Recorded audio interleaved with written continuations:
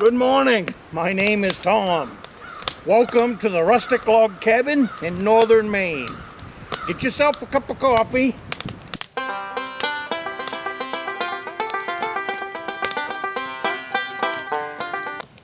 I am down in my outdoor kitchen and I am getting ready to cook breakfast and have coffee here by the fire pit. So I just thought I might bring you along just in case you wanted. We're going to have deer tenderloins today, deep fried potatoes, and a couple of eggs. So hope you enjoy the video, and I'm going to show you how you light a fire with stovetop stuffing. So you might want to pay attention. This right here is a fun little trick.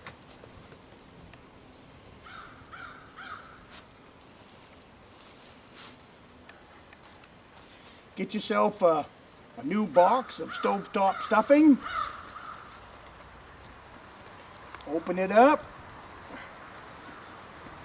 You take the contents and you dump it out right into your fire pit, just like that. Save the box, you might want it later.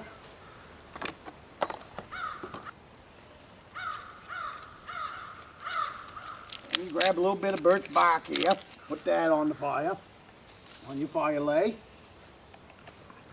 And I'm going to light that stovetop stuffing with a ferro rod.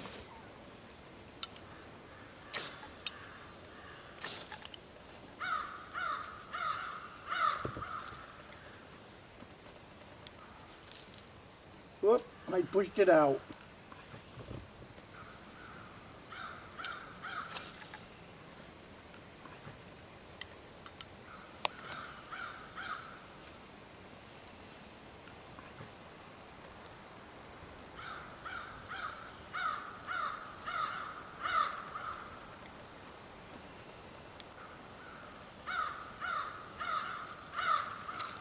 Little bit of inner tube was in that box of stovetop stuffing, so might as well throw that in there too. Get rid of it while we're building up this here fire.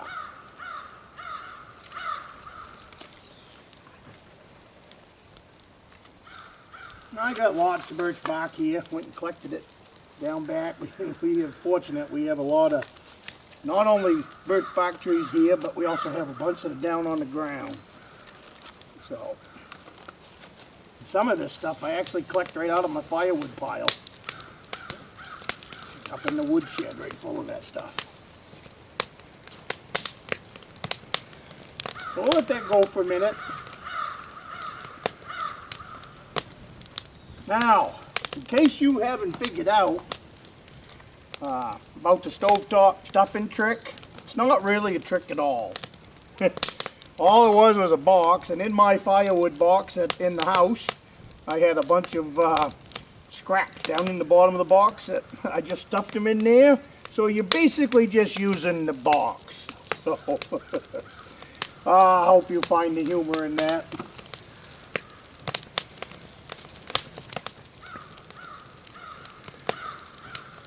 An old woodsman, we use all kinds of stuff. We use jugs, we use jars. Hardly anything I think gets thrown out if I think I can use it at the cabin. As you can tell, this fire pit's right full of leaves. This is the very first fire of the year. We finally have lost the snow down here. So looking forward to getting the outdoor kitchen opened up. Once the outdoor kitchen is opened up, that's where I do most of my cooking.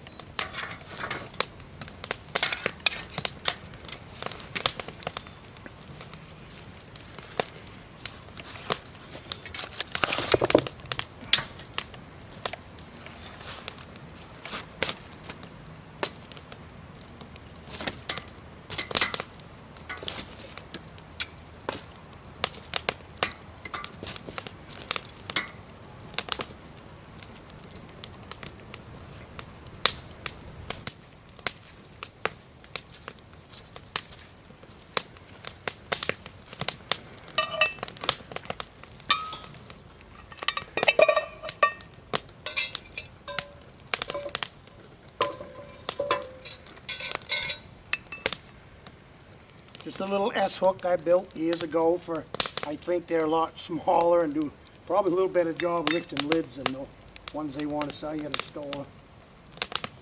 I have one of those, I don't hardly ever use it.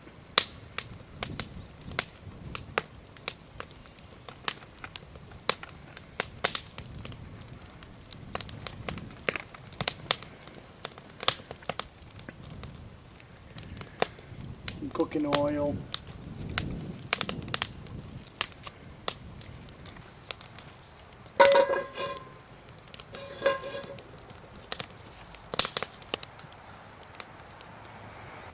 I like margarine for my deer steak.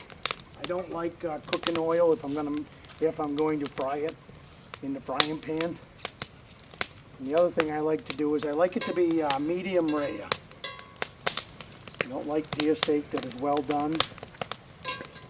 I think medium rare does about the best job as far as still being tender and still having flavor, wild game flavor.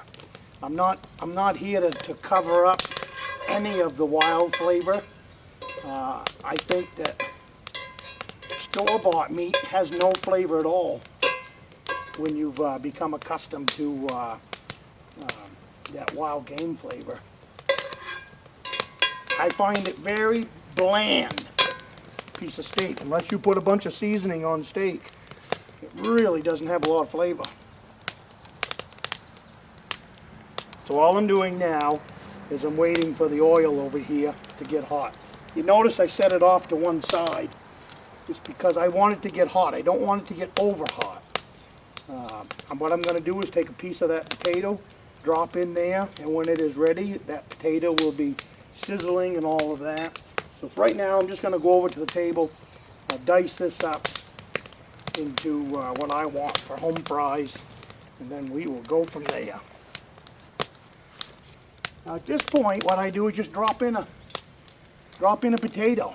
See, the oil still isn't hot enough, but you can leave that piece of potato in there, and when that thing really starts to bubble, then it is good to go. I'm going to slide this over here because that pan's all warmed up. My oil is getting pretty decent. I'm going to bring it over here on the flame now. A little closer anyways. Get my toaster out of the way.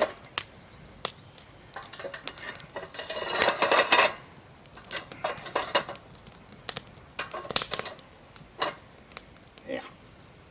It won't take long at all. Everything will be ready to start cooking. The nice thing about having an outdoor kitchen is everything's out here. Other than you want to bring out some food, that's it. See the pan nice and hot and ready. Now we're just waiting on the home fries.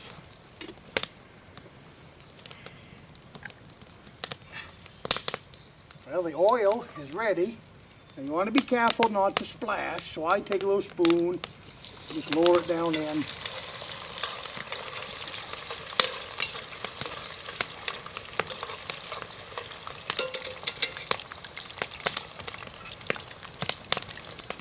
Hope you heard that hissing when them fries hit that pan.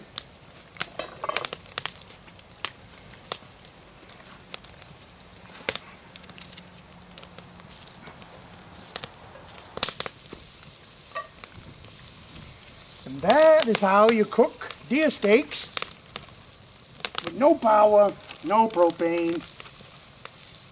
Just a good old cast iron pan and some campfire wood. I call these tenderloins. They're actually the back straps. When I cut them up, I do my own butchering.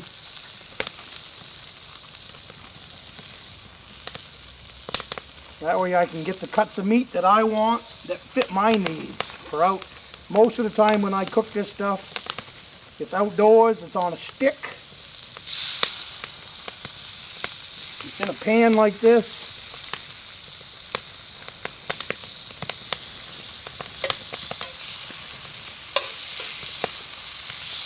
And Like with any stove, you have to pay attention to heat. You know, even if it's a campfire, you have high, medium, and low.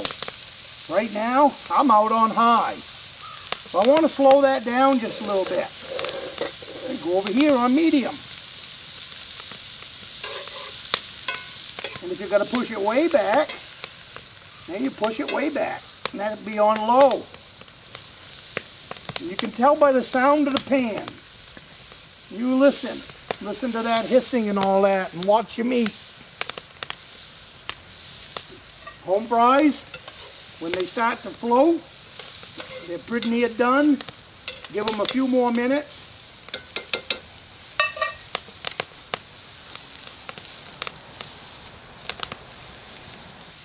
To me, being a woodsman is not only about gathering and hunting and all of that, but it's also knowing how to take care of your game once you get it home. Learning how to cook. To me, this is a huge skill in this whole scheme of being a woodsman and just plain being an outdoorsman or going camping or whatever. You know, this is all part of it. Learning how to cook a good meal once you get back here at the cabin. And I got a fire pit up at the cabin that is just like this one.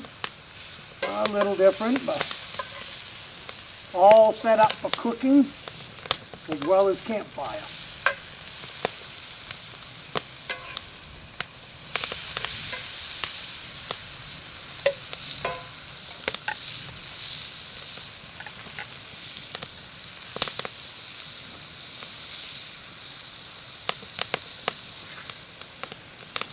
Now at this point, I'm going to drop a little bit of pepper in here.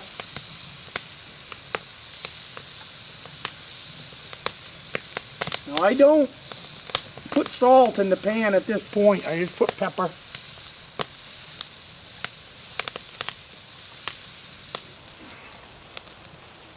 I don't know if you can tell in the camera, but see the fries?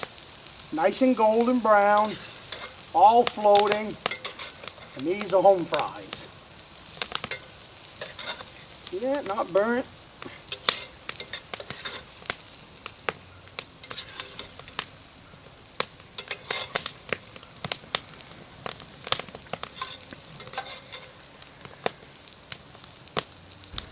Hot in there. Need a longer handle spoon.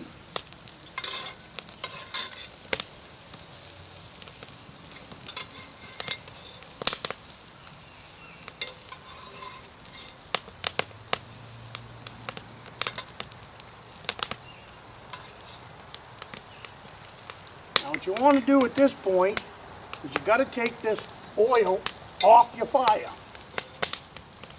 You don't want it catching on fire. And you don't need to burn it because that oil can be used again.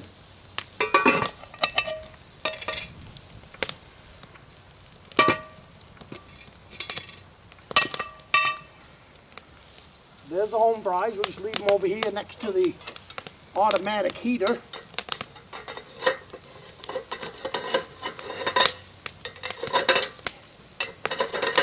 Now we're going to bring in some toast.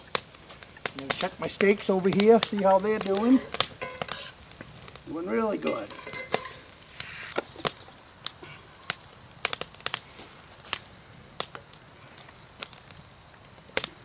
And the trick to that is just plain flip it.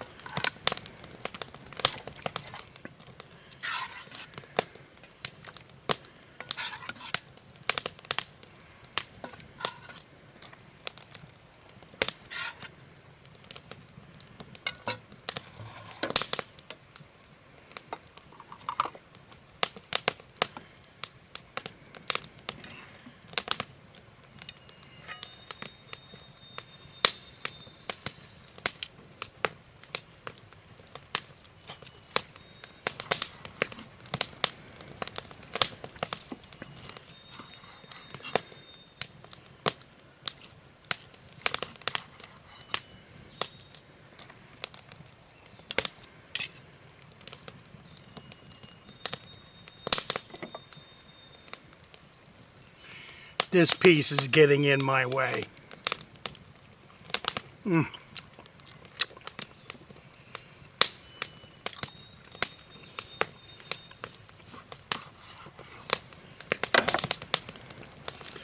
I dropped it because a mosquito was eating at my eyebrow.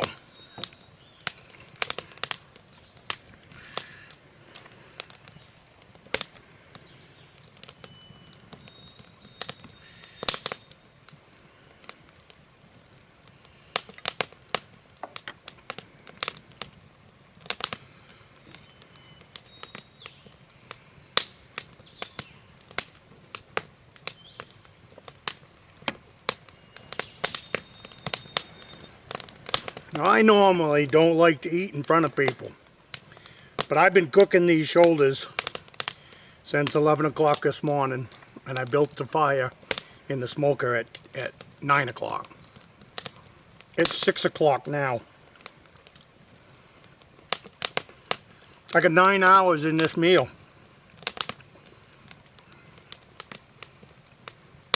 But I'm telling you, it's worth every minute that I spent cooking this.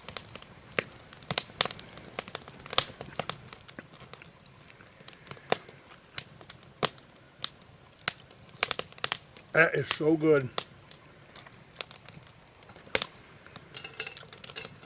Beans are a little bit hot here, but those are done too.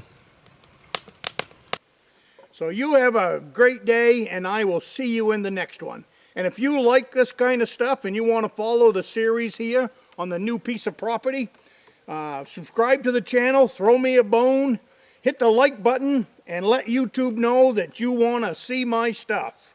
So thank you very much, and I will see you in the next one.